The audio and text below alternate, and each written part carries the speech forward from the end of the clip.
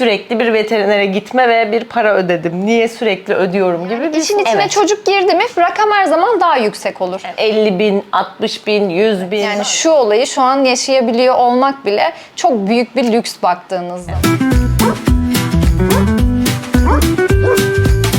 Yeniden merhabalar. Köpeksel meselelere hoş geldiniz. Bu programda her hafta köpekler hakkında doğru bilinen yanlışları, bilimsel altyapıda bilgileri ve daha da önemlisi kendi deneyimlerimizi konuşuyor olacağız. Ben Nilay. Ben de Ece. Burada amacımız doğruları konuşmak, farklı fikir ayrılıklarını göstermek. Bizi bir çeşit cehaletle mücadele ekibi gibi düşünebilirsiniz. En azından köpeksel meselelerde. Bu haftaki konumuz köpek sahibi olmanın maddi ve manevi bedelleri. Hazırsak başlayalım. Zaman zaman sosyal medyada bazı videolar görüyoruz. Köpeklerini paylaşan köpek sahipleri ve oldukça tatlı, toz pembe videolar. Tabii ki de olay bunlardan ibaret değil. İlk yavrulardan başlayalım. Yani bir yavruyu edindiniz. Şimdi onun tabii ki bir başlangıçta yaptırmanız gereken sağlık kontrolleri var. Tabii. Aşıları var ve bu aşıların da hepsinin aynı anda yapılamadığını da unutmamak gerekiyor. O yüzden böyle bir haftalık, özellikle ilk 2-3 ayda büyük ve şişen masraflarla karşılaşacaksınız. Birincisi bunlara hazır olmak çok önemli. Baktığınız zaman ortalama bir rakam çıkarmaya çalıştığımızda da aslında her aşı bedeli olarak 1500 ve 2500-3000 bandında olduğunu söyleyebiliriz. Tabii ki bunun içine bir panik kısmında eklemeden geçemeyeceğim. Çünkü herkes, özellikle yeni köpek sahipleri ilk defa bakıyorlarsa bir panik dönemi de geçiriyorlar bu ilk 2-3-4 aylık süreçte. Bir şey mi var? Evet. Ne oldu? Ay bir şey yuttu. Kustu, ishal oldu. Yani bunlar herkesin karşılaştığı şeyler, Evet. özellikle ilk zamanlarda. O yüzden ve bu her panikte bir veterinere gitme, bir muayene Tabii. olmaya başlıyor. Bunlarda her muayenenin de masraf olduğunu kesinlikle unutmamak çok önemli. Şimdi ilk 2-3 ay böyle ortalama Yavru bir köpek için 15-20 minimum olacak Evet. şekilde bir rakamlandırma çıkardık. Veterinerden bahsediyoruz ama burada bir de görünmeyen Evet. giderler de var. Bu hani veteriner muayenelerini bir kenara bırakalım. Evde yapacağımız düzenlemeler, yani köpeği aldık veya almak üzereyiz. Bir temizlik gideriniz olacak. Bu ciddi anlamda artacak. Çünkü kazalar her zaman dediğim gibi olacak. Yani ped masrafı olacak. Evi daha güvenli hale getirmeniz gerekecek. Belki bebek kapısı almanız gerekecek. Mutlaka bir çit ve kafes. Evet, Bu olması da köpeğin gerekecek. boyutuna göre değişecek. Yani Hijyen bir için tarak, tabii ki şampuan. şampuanlar. Mesela ben her zaman şeyi öneriyorum öğrencilerime. Ucuz halı alın. Çünkü bazıları halıların hepsini kaldırıyorlar. Diyorum ki kaldırmayın. Çünkü o zaman pedle halının farkını anlayamayabilir. Ucuz halı alın. Onları serin ki o farkları yavaş yavaş öğretin. O yüzden bu tip giderler de Tabii, oluyor. yani yavru köpeğinizin ya da yetişkin de olsa kaygan zeminde olmaması gerekiyor. Mutlaka evin içinde bir şekilde Evet. köpeğin patisini tutacak bir zemin gerekiyor. O yüzden evet ucuz alı Yoksa çok ameliyat mantıklı. masraflarına doğru da gitme oluyor. Bazen böyle 2 aylık öğrenciler geliyor ve daha eğitime başlamadan bir yerini kırmış oluyor. Görünmeyen kazalar da en çok giderlerden bir tanesi diyebiliriz. Bu temizlik dedik. Bu arada hani eve temizlik malzemesi de daha fazla alacağınızı da unutmamak lazım. Özellikle Tabii bunlar de köpeklere uygun kullanım. Evet. Çocuk ürünleri gibi, yani için içine Evet. çocuk girdi mi rakam her zaman daha yüksek olur. Evet. Mesela küçücük bir ayakkabıya bazen büyük numara ayakkabıdan daha fazla ödediğimizi biliriz.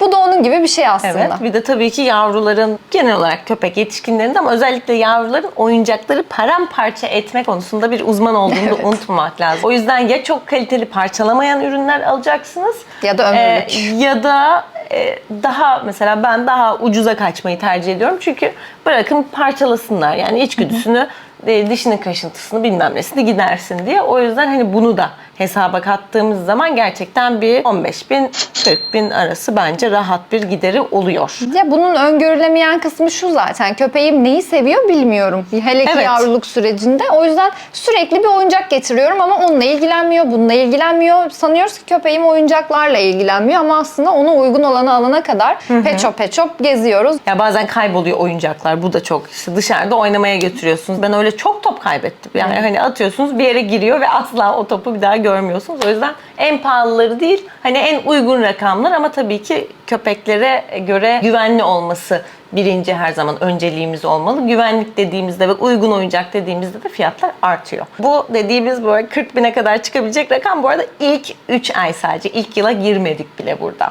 Eğitimi katmadığımız zaman, eğitim ve davranış giderlerini katmadığımız zaman ilk yıl Herhalde ortalama bir 100 binle 300 bin, abartıyor olmayalım. Yani gerçekten böyle olabiliyor. 300 bine kadar çıkabiliyor. Tabii ki daha düşük de tutabilirsiniz. Ne aldığınız markaya göre, modellere göre değişiyor. İşte köpeğin boyutuna göre gerçekten büyük bir değişim görebiliyoruz. Her ay düzenli olarak bir minimum 3000 de kalmadı artık ama hani Evet. 5000 bandında bir ödeme oluyor. Evet, bu yani Ve bunu aylık. her aya vurduğunuz zaman zaten yıllık yine ciddi bir bütçe demek anlamına geliyor. Evet. Tabii ki şimdi eğitim dedik. Eğitim masrafları da hani ciddi davranış olmasın diyelim, temel itaat olsun, yaklaşık ortalama bir 30 binden başlıyor ve 200 bine kadar çıkabilen rakamlardan bahsediyoruz. O yüzden bu da özellikle ilk senenin içine koymamız gereken bir şey. Sağlık birinci planda gelen, ikinci planda gelen beslenme ve diğeri de zaten köpeğin genel olarak giderleri. Yavru köpeğimiz büyüdüğü zaman da yetişkin olduğu zaman da bir yaş sonrasında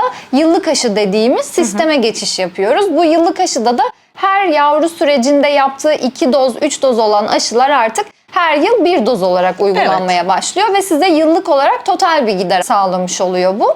Bir şeylerden kaçınmaya çalışmamak gerekiyor. Çünkü köpek sahibi olmanın çok ciddi maliyetleri var. Maddi olan kısımlardan ziyade bir de manevi olan kısımları var. Biraz da onlardan bahsedelim. Yani örneğin bir köpek sahibi olduğunuzda zaten öncelik olarak uykunuzdan feragat etmeniz gerekiyor. Yavru bir köpekse ilk 3 ay yine uyku düzeniniz bozulacak. Sabah 7'de uyanıyorsanız bir saat daha erken uyanıp 6'da uyanmak zorunda kalacaksınız. İş seçerken iş seçiminizi onun saatlerine göre yapmak zorunda kalacaksınız. Seyahat yapmak istiyorsanız yine köpeğinizi düşünerek seyahat planı oluşturmanız gerekecek. Bazen pansiyon. hiç seyahat edemediğiniz zamanlar gelecek. Ben o hiç seyahat edemeyenlerdenim. Evet, yani ben de seyahat ederken, planlarken köpekleri işin içine katıyorum ama bu eşittir. Orada bir yol masrafı çıkıyor. Gittiğim yerde otelde kalacaksam köpek kabul eden otel olması gerekiyor. Bu da genellikle üstüne bir masraf koyuyorlar demek otellerde. Köpeği götürmediğim zamanlarda da bir pansiyon. Ve pansiyonlar da şu anda köpek otelleri, hani eğitimle beraber olmayan kısmına bakalım.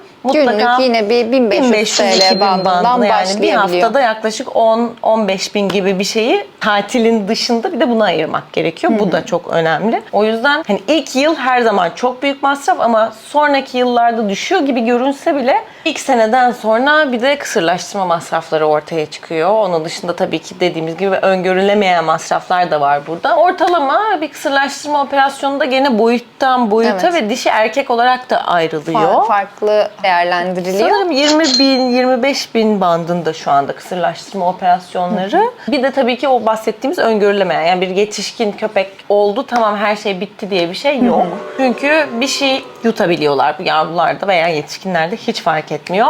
İşte orada bir röntgen çektirilecek, belki MR çekilecek, mideye bakılması gerekiyor. Kan Bunun alınacak, kana bir her şey zaman karışmış mı? Evet. Evet, bu kısmı var. Onun dışında Patisini yaralayabiliyorlar, zedelenebiliyor, kırılabiliyor. Yani bu tip küçük görünen tabii ama burada ilaç işin alıyorsunuz, içinde, krem alıyorsunuz, reçete, sürekli bir veterinere gitme ve bir para ödedim, niye sürekli ödüyorum gibi bir soru işareti oluşmaya başlıyor. Biraz da bunu da açıklamak istiyoruz. Şimdi kliniklerin, veteriner kliniklerinin bir kirası var. Ve Türkiye'deki kira ve emlak piyasasını eminim hepimiz oldukça iyi biliyoruzdur. O yüzden birincisi bu var. İnsanlar çalışıyor orada, teknikerler var ve hem veterinerler, özelleşmiş de olabilirler. Bunlar zaten daha da artan fiyatlar.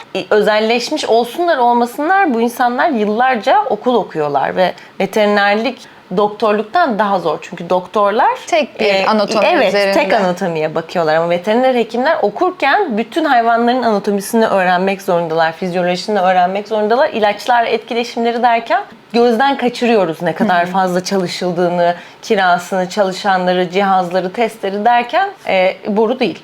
Bazen yeri geliyor kendinizin aylık masraflarından daha fazla masraf çıkardıklarına şahit olabiliyorsunuz. Bunların hepsinin tabii ki de bir bedeli var. Ve sadece bunlarla da sınırlı değil. Tabii ki bu maddi bedellerin dışında manevi kısmı da var. Yani. Ki en büyük kısım manevi kısmı. Evet. Yani köpeğim nasıl hissediyor? Şu anda ne durumda durumda, evde değilim ama ne yapıyor gibi insanın sürekli düşünmesine sebep oluyor. Yani mental olarak da sizi yoran bir şey. Ama burada- yani şu olayı şu an yaşayabiliyor olmak bile çok büyük bir lüks baktığınız zaman. Kedi, köpek hiç fark etmez. Bir kuş bile, bir balık bile insana zaman zaman gerçekten o bütün yaşadığı yükü kendinden alabiliyor. Evet. Ve ister istemez şu an bir köpekle paylaştığınız o enerji, o aktarım, aranızdaki bağ gerçekten hiçbir insanla yaşayamayacağınız saf ve Saf. tam olarak Koşulsuz bebek, koşulsuz karşılıksız, bir evet, sevgi, koşulsuz bir bağlanma. sevgi. Bu maneviyatı size gerçekten hiç kimse kazandıramıyor. İnsanın yeri geliyor, zaman zaman çocuğuyla olan ilişkisinde bile bir çıkar ilişkisi var. Ama köpek ilişkisinde bu yok. Çünkü onlar özel canlılar. Jane Goodall'ın bile bir lafı var. O kadar şempanzelerle uğraşmış, yıllarını bu hayvanlara adamış bir insandan bahsediyoruz. Ona sorulduğunda şempanzeler mi yoksa hangi hayvanı tercih ederdiniz? O da köpekleri tercih ediyor. Çünkü şempanzeler bile insanlara çok benzer olduğunu ama köpeklerin eşsiz ve tamamen karşılıksız sevgiden ötürü olduklarını söylemesi bence her şeyi zaten açıklıyor. Evet. Unutmamamız gerekiyor ki evet, yavruluk sürecinde büyük masraflar mutlaka karşımıza çıkıyor. Yani olmazsa olmaz masraflar diyelim. Yetişkinlik sürecinde şanslıysanız biraz daha stabil gidebiliyor ama bir de bu köpeklerin yaşlılığı olduğunu da unutmamak lazım. Yaşlılıkta aynı insanlarda olduğu gibi hastalıklar ortaya çıkmaya başlıyor, acil durumlar ortaya çıkmaya başlıyor gibi derken yaşlılıkta da beklenmeyen, öngörülemeyen masraflar var. O yüzden bir köpek edinmeyi düşünüyorsanız veya köpeğiniz varsa bunlara hazırlıklı olmanız çok önemli. Çünkü insanlar alıyorlar ve bu öngörülemez masrafları hiçbir şekilde hesaba katmıyorlar. Daha sonra o köpekler işte ya sahiplendiriliyor ya ihtiyaçları karşılanmıyor. En çirkin düşünce de şu: bakamazsak sahiplendiririz. Böyle bir ihtimal yok. Bunu unutun. Bizim dünyamız çok büyük ve bizim dünyamızda çok fazla şey var ama bir köpeğin dünyasında sadece sahibi var. Evet. Sadece tek bir şey var. O yüzden baktığınız zaman bu çok büyük bir olay değil ve sizin de hayatınızda ona gerçekten bir yer vermeniz gerekiyor. Evet, Ya kapladıkları yer şu kadar. Bu kadar. Yani çok bazen öğrencilerimden duyuyorum ya, hayatım köpeğimin çevresinde dönmeye başladı diyorlar. Ben diyorum ki evet. Ne güzel. Evet, hem ne güzel hem de ne bekliyordunuz zaten, yani tabii ki böyle olacak. Çocuktan farksız diyoruz bazen ama çocuktan farklı. Çünkü bunlar büyümeyen çocuklar. Akıl yaşları 2-3 yaşında bir çocuğa eşit. Ortalama bir 10-15 sene büyümeyen bir çocuk bakmaya hazırsanız ve maddi manevi her bedeli ödemeye hazırsanız bir köpek edinin. Hatta en güzeli sahiplenin diyoruz ve bu haftayı sonlandırıyoruz. İzlediğiniz için her zaman gibi çok teşekkür ederiz. Lütfen like etmeyi ve abone olmayı da unutmayın. Haftaya görüşmek üzere. Hoşça kalın.